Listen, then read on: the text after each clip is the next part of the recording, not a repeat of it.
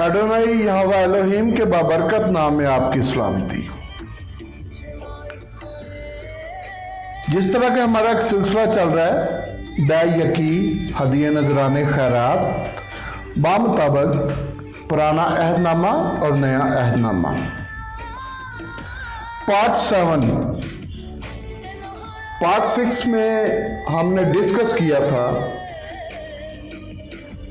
कि नए अहदनामे में दै-यकी कहीं लागू नहीं, और उसके मैंने हवाला जात दिए थे।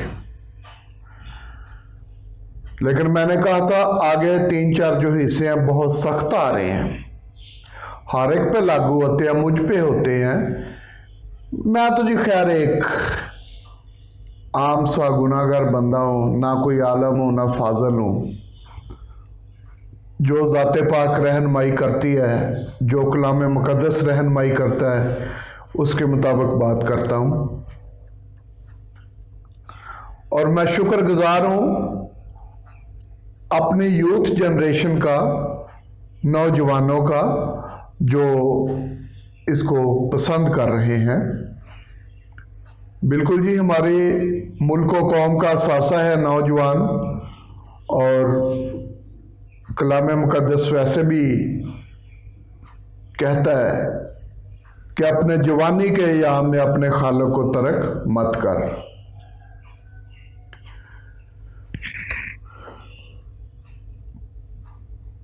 तालिब नसरानी साहब मसीही शायर बेशुमार हमारे पास्टर साहबान प्रीस्ट जानते हैं। उनकी एक बात याद आ गई, शायरी याद आ गई, वो आपसे शेयर करूंगा।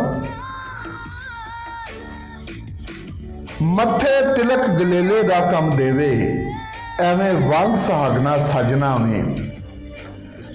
मत्थे तिलक गलेले दा कम देवे, एवें वंग सुहागना सजना में। कम विचों काले कांग आले, उत्तों बगला भगत पिया लगना है। तनते दाग मकर फरेब वाले, लम्मे चोगिया ना कजना में। उत्तों तड़ी दे में असी रब वाले, विचों तालबा रब नू ठगना में। कहने का मतलब है, अगर हमारे अमाल, हमारा किरदार हमारे ईमान से, हमारी टीचिंग से, हमारी प्रीचिंग से ममासलत नहीं रखता, तो हमारा बोलना बेफायदा है। फिर बाकी सब जाती मुफादात हैं। खैर, अहले फिक्र तबका समझ गए होंगे कि मैंने किस हवाले से बात की है। हम अपने अनवान की तरफ आएंगे। लूका 22 बाब 35 और 36 आयत। फिर उसने उनसे कहा कि जब तक मैंने तुम्हें बटवे और झोली और जूती बगैर भेजा, क्या तुम किसी चीज के मोहताज हुए? उन्होंने कहा, किसी चीज के नहीं।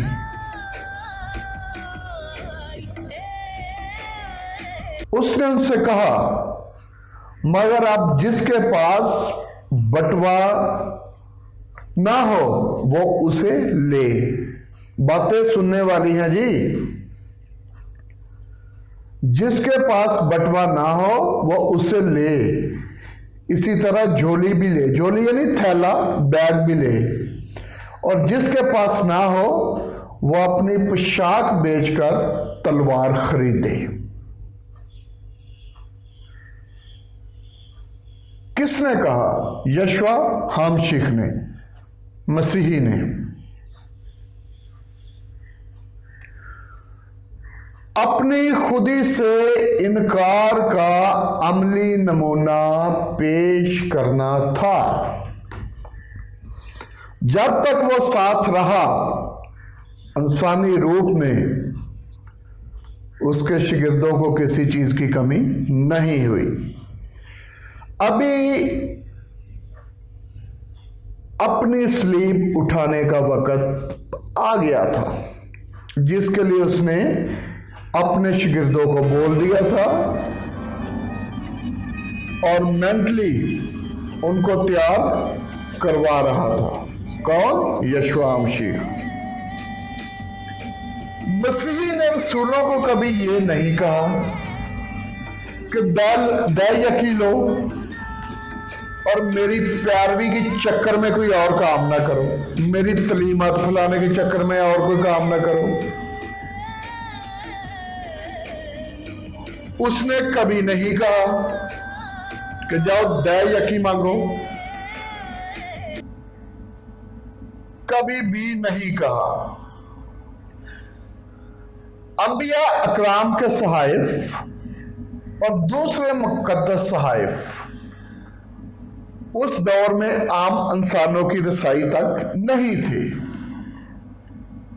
आज तो उसका शुक्र है, यहोवा एलोहीम की शुक्रगुजारी करते हैं कि हर घर में बाइबल है, मोबाइल फोनों में है, एंड्रॉइड्स में है, यानी पूरे इंटरनेट पे है। उस वक्त में सिर्फ मखसूस कायनों में हैकल के पास ही नविश्ता जात थे, सहाइफ थे। रसूलों ने सारी बातें और हुक्म अल मसीह अपने दिलों पे नक्श किए थे। उनको बार नविश्ते खोलने की जरूरत नहीं आती थी, क्योंकि उनका गुरु साथ था, उनका उस्ताद साथ था और वो उनकी रहनुमाई करता था और वो चीजों को अपनी अमली जिंदगी में लाते थे।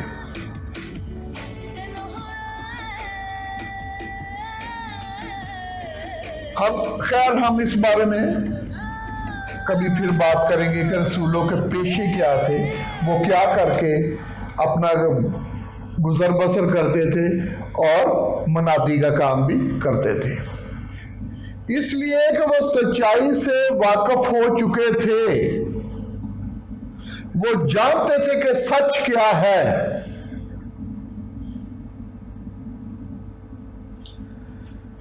मेरा एक सवाल तमाम पास्टर साहबान से है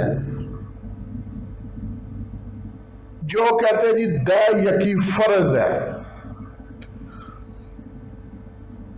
भाई मैं पहले कह चुका हूं दै यकी फर्ज है, लेकिन किन के लिए फर्ज है, किन को देनी है, किस हिसाब में देनी है, किन चीजों पे फर्ज है, यह भी मैं बता चुका हूं। पास्टर साहबान को यह भी पता होना चाहिए। मेरा एक सवाल है उनसे, आप कहते हो शरीयत का दौर खत्म हो चुका है, अभी ये फजल का दौर है, तो भाई फिर दै यकी भी तो शरीयत में है ना, फजल में तो दै यकी है ही नहीं है, फजल का दौर है, फिर दै यकी क्यों मांगते हो?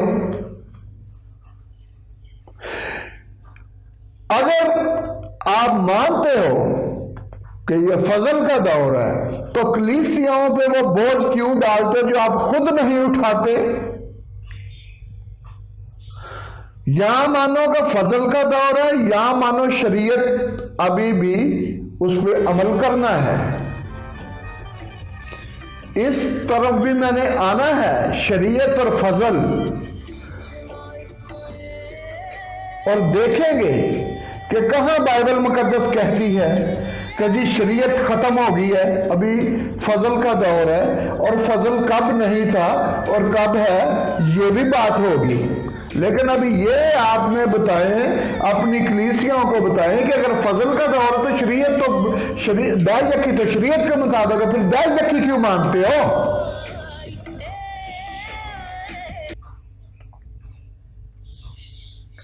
दूसरा कुरिन्थियों 8 बाब पूरा, मैं इधर पढ़ूंगा नहीं क्योंकि आपको भी स्टडी करनी चाहिए। दूसरा ग्रंथियों 8 बाब पूरा है जिसमें शाउल पालूस मसीही खैरात का जिक्र करता है, ना कि दै-यकी का जिक्र करता है। और वो ये भी बताता है कि खैरात किस मकसद के लिए और किस किस जगह इस्तेमाल होनी चाहिए।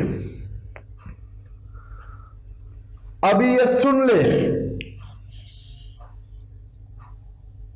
मुअज़्ज़ज़ पास्टर साहबान जो दै-यकी का कहते हैं, रेफरेंस नोट करें। दूसरा तसलनीकियों के नाम खत, दूसरा तसलनीकियों के नाम खत 3 बाब 6 आयत से 13 आयत तक सुन ले क्या कहता है यशवा हमशीख, हमारा निजात दहिंदा। आए भाइयों, हम अपने एडोनाई यशवा हमशीख के नाम से तुम्हें हुक्म देते हैं कि हर एक ऐसे भाई से किनारा करो जो बेकायदा चलता है और इस रवायत पर अमल नहीं करता जो उसको हमारी तरफ से पहुंची है। जो बेकायदा चलता है यानी अपनी मर्जी से चलता है और जो रवायत रसूलों से उस तक नहीं पहुंची। क्या रवायत नहीं पहुंची? कि कलीसिया पर बोझ नहीं बनना, दै-यकी का तुक नहीं बनता। सुन ले आगे भी, क्योंकि तुम आप जानते हो हमारी मानद किस तरह बनना चाहिए, इसलिए कि हम तुम में बेकायदा ना चलते थे, किसी की मुफ्त की रोटी नहीं खाते थे। कौन? रसूल। किसी की मुफ्त की रोटी नहीं खाते थे, बल्कि मेहनत मशक्कत से दिन रात काम करते थे, अपनी मेहनत करते थे और कमाते थे और खाते थे, ताकि तुम में से किसी पर बोझ ना डालें।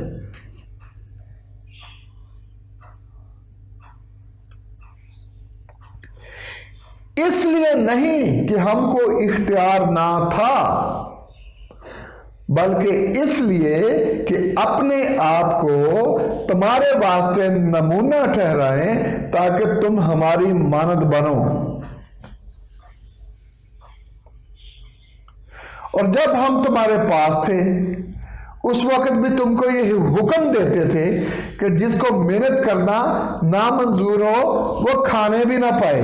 यानी अगर आप मेहनत नहीं ना करते तो फिर आप ये खिदमत छोड़ दो, खाओ भी ना। कहते हैं जी हम जी बीज बो रहे हैं, कलीसिया के लिए काम कर रहे हैं, जब ऐसा कोई चक्कर नहीं है। अपनी मेहनत करो, कमाओ और खाओ और अपनी कलीसियाओं की मदद करो।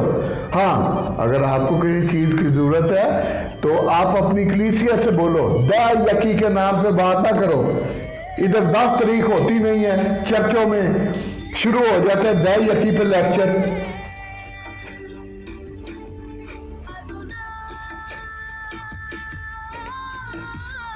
हम सुनते हैं कि तुम में से बाज बेकायदा चलते हैं और कुछ काम नहीं करते और बल्कि औरों के काम में दखल देते हैं। हम ऐसे अशखास को एडोनाई यशवा हमशीख में हुक्म देते हैं और नसीहत करते हैं, चुपचाप काम करके अपनी रोटी खाएं। यानी चुपचाप काम करो तो अपनी रोटी खाओ। कलीसिया मानो लोगों को गुमराह ना करो।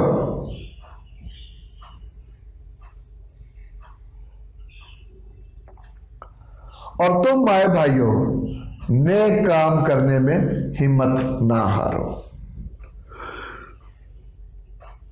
कलाम मुकद्दस कह रहा है, हुक्म हुआ है मेहनत करो, कलीसिया में तो बोझ ना पावो। फजल का दौर है तो फिर शरीयत में छड़ दो, दै-यकी शरीयत सी। तो अगर मान दे जे कि शरीयत तो फजल नाल चलना है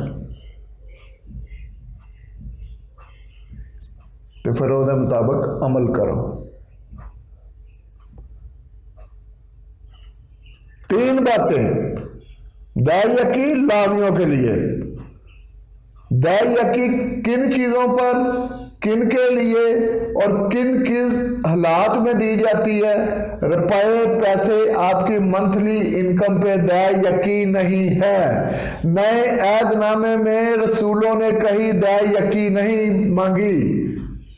आगे चल के आप हवाला जब देखेंगे बात करेंगे कि नजात का तल्लक दायकी से नहीं, ना दायकी ज़रूरी है। दायकी अगर देनी है वो आपको बार बार बोल चुका हूँ, लाभियों के लिए, बेवा यतीम परदेसी मुसाफिरों के लिए उनको देनी है। चर्च लीडर्स के लिए, चर्चों के लिए, पास्टरों के लिए दायकी नहीं है। वैसे आप अपने हदिया नजराने पैसे से उनकी मदद कर सकते हैं। तो आज के लिए इतना ही काफ़ी है, फिर बात होगी। खुश रहें, सलामत रहें, खुदा हाफिज।